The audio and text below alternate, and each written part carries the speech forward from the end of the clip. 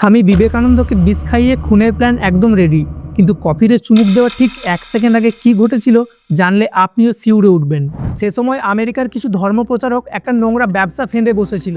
তারা আমেরিকানদের মিথ্যে গল্প শোনাতো যে ভারতীয়রা এতটাই অসভ্য যে তারা নিজেদেরই বাচ্চাদের গঙ্গার কুমিরের মুখে ছুড়ে দেয়। এই মিথ্যে গল্প শুনিয়ে অসভ্য ভারতীয়দের সভ্য করার নাম করে তারা ইমোশনাল আমেরিকানদের থেকে প্রচুর ডলার চাঁদা তুলত।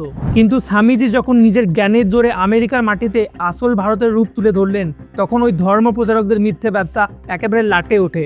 চাঁদা আসা বন্ধ হয়ে যাওয়ার আগে অন্ধ হয়ে তারা স্বামীজিকে পৃথিবী থেকে সরিয়ে ফেলার নোংরা প্ল্যান করে। খুব খাতির করে তাকে এক বড় লোকের বাড়িতে ডিনারে ডাকা হলো। ডিনার শেষে আমেরিকান স্টাইলে সবার হাতে হাতে এলো কফি। টাকার লোভে কেনা রাঁধুনি স্বামীজির কাপে এমন এক মারাত্মক বিষ মিশিয়েছিল যা খেলে মনে হবে তিনি হার্ট অ্যাটাকে মারা গেছেন। স্বামীজি সেই বিষ মেশানো কফির কাপ সবে মাত্র ঠোঁটের কাছে তুলেছেন, আর তখনই ঘটল সেই অলৌকিক ঘটনা।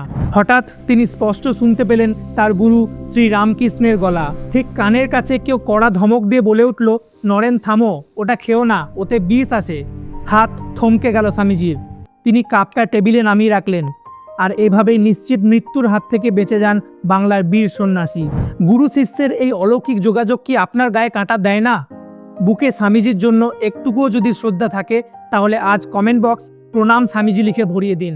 আর আপনারা সবাই স্মার্ট, আপনারা জানেন ইতিহাসের এমন ফ্যাক্ট বেস বর্ণনা দেখতে ফলো করতে হবে সুমন ডিকোডস।